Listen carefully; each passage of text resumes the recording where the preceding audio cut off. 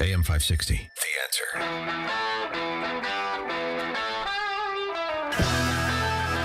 Also developing today, 2 of Chicago's charter high schools are pleading with CPS for help to stay open. Aspira high schools don't have the funds to finish the school year, and that's forcing students to transfer elsewhere in April. Lexi Suda reports on this unprecedented situation. There's nothing wrong with the audit.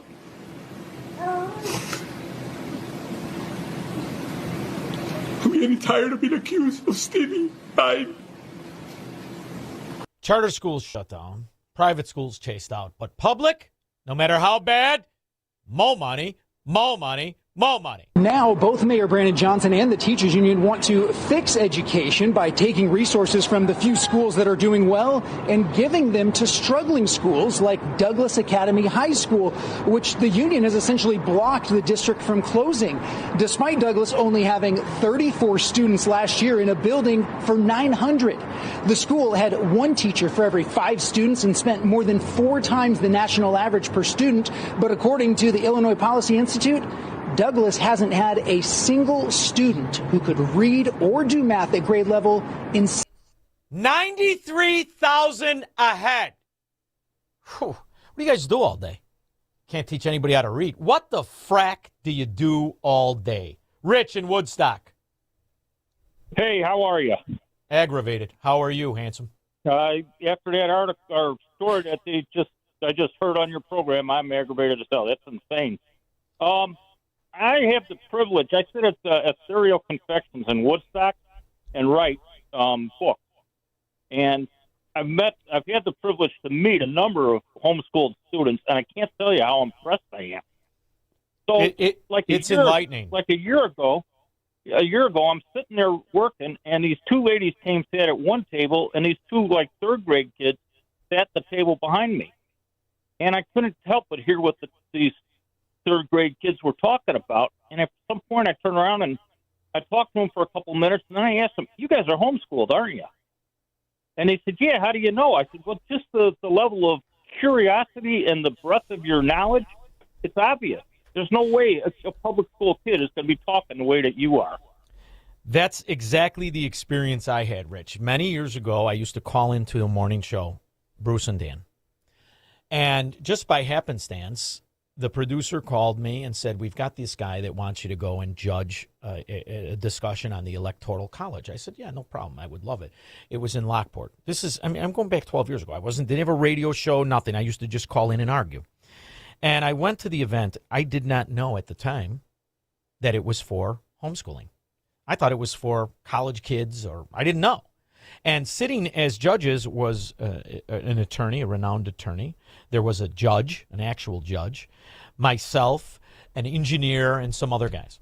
So we break off, and this kid, who I mean a kid, 9 years old, had his suit on, came out, and he was articulating the principles of the Electoral College. Fast forward to AOC winning in New York.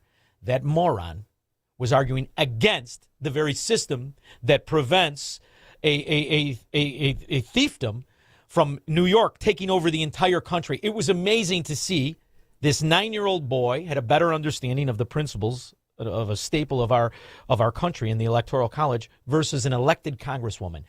We've been doing it all wrong. It's wrong. And when you hear this, the article about Frederick Douglass High School, there's no definition of failure. None. 93,000 a student. 34 kids in a school for 900. Not one of the 34 can read. Get the hell out of here. How much of this stupidity we have to put up with, Rich? Now, if you're in Woodstock and you see 3 guys who look like they have a bad attitude, then they could chew glass. They're the Armenian traders I used to work with at the Merc. Do not mess with them and don't stare in their eyes, okay? No problem. Thank you very much. They're out there somewhere and they're really pissed off. Mark, Oak Lawn. Sean, great show as usual. Boy, that young man was so impressive. Yeah, boy, I mean, he's got the book. He's the CEO. Married with 3 kids. Yeah, just terrific. Under 30. Under 30.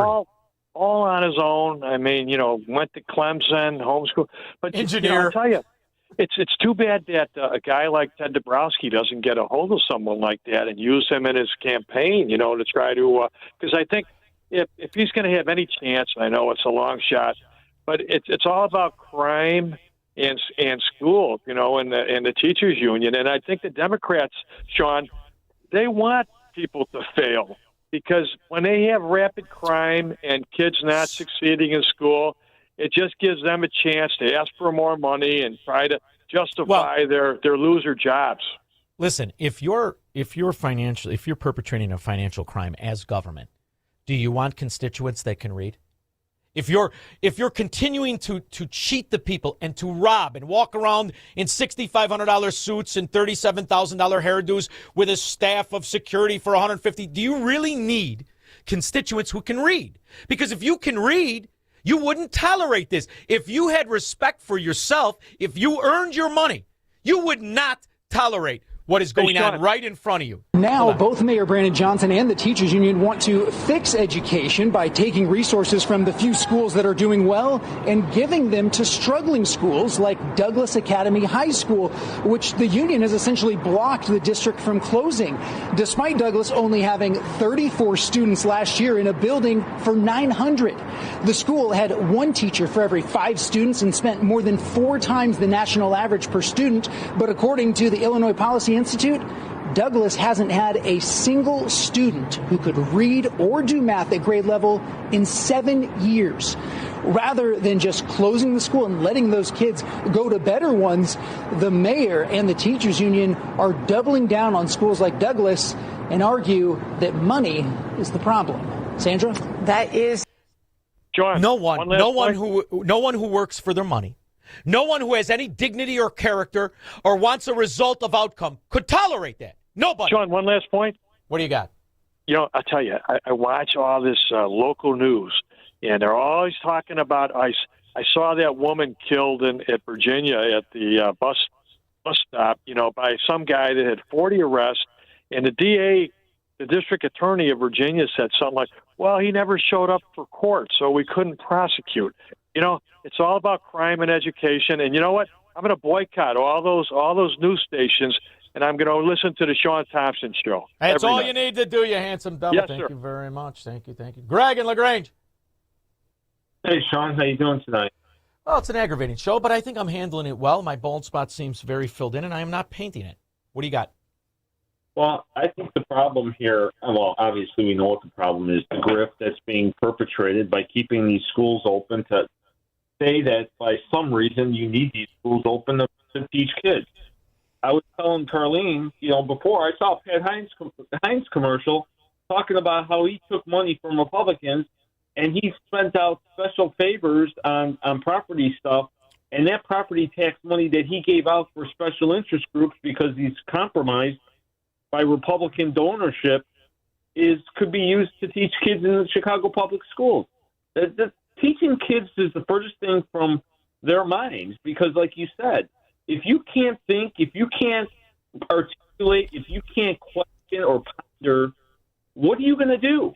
And the problem is not only that we have a problem in our systems now but we have generations of lost people out on the street that can't function. Here and therein lies the problem of educating a kid. When you educate a kid and you teach them how to think, the first thing they're going to think is you're doing this all wrong, being the school, the government, the graft.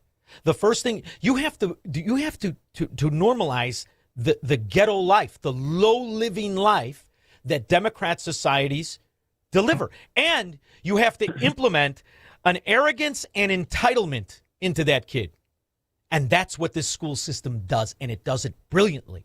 So the problem, Greg, is that we don't understand what the goal is, what the definition of success is. If you are a political whore and a thief, you are doing great in the Chicago public school system, in the New York public school system, in the California public school system. It's exactly what you want.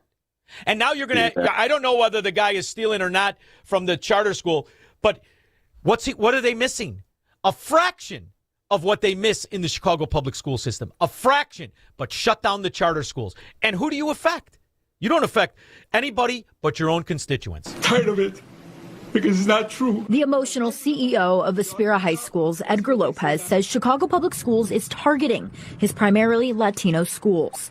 Right now, Aspira Business and Finance High School and Aspira Early College High School are nearly $5 million in the hole and unable to make payroll. You know what $5 million in the hole would be to Chicago Public Schools?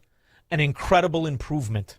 It's beyond belief that you have people in power weaving a story about educating people in public schools when every metric that's used, and even if the state gains them to lower standards, they can't still be met, is accepted by the people in this state. Just tells you everything you need to know about why you have to leave this state. Now you This know how is much so bad. you know So how much bad. I appreciate you and your calls for all these years and how smart I think you are. You know that, right? Absolutely. Thank I'm you going to for just that. make one suggestion. Instead of people in that correct dissertation, just replace it with Democrats, because only Democrats can tolerate this. Failure is their goal. It's where they profit, Greg. Thank you very much